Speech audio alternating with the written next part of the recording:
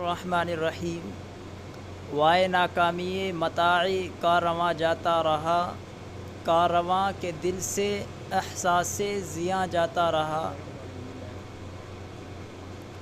آج ہم جس ٹاپک پر بات کرنا چاہتے ہیں، پولیٹیشین۔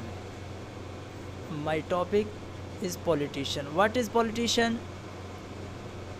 آج یو ٹرن کا دوسرا نام سیاست رکھ دیا گیا ہے۔ دور جدید کے ایک جدید ہی تقاضے اپنا لیے گئے ہیں۔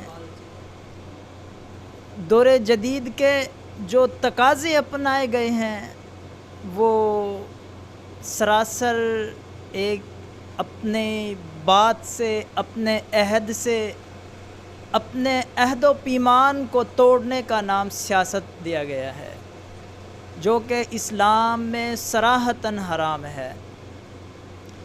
اسلام کوئی 2 سال 4 سال 1 صدی سے چلنے والا دین نہیں ہے۔ اسلام وہ عظیم و بالا دین ہے جو روئے زمین کی پیدائش کے ساتھ ہی معرض وجود میں آیا، جو حق کے تقاضوں کو ہر دور میں بلند و بالا رکھتے ہوئے اس نہج تک پہنچا کہ نبی کریم علیہ الصلاۃ والسلام کا زمانہ آن پہنچا۔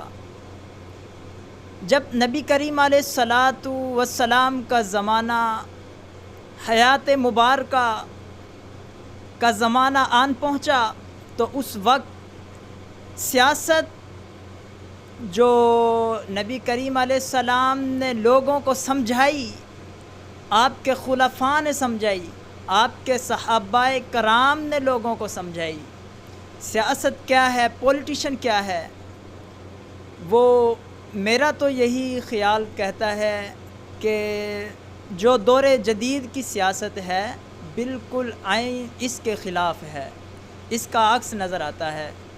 کیونکہ آج علماء اس بات کو ترجیح دیتے ہیں، وہ ارسطو کا قول تھا کہ جب غیر دانش مند حضرات نشستوں پر بیٹھیں گے تو دانش مند لوگوں کو ان کے ماتحت کر دیا جائے گا۔ آج یہ ایک عظیم المیہ ہے۔ میں یہ تو نہیں کہتا کہ صرف علماء کو سیاست کے لیے مختص کر دیا جائے، لیکن یہ ضرور کہوں گا کہ اپنے مختص کردہ نمائندے کے حالات و واقعات اور اس کی شرعی پابندیاں اور انسانیت کے تقاضوں کو کس قدر ملحوظ خاطر رکھتا ہے۔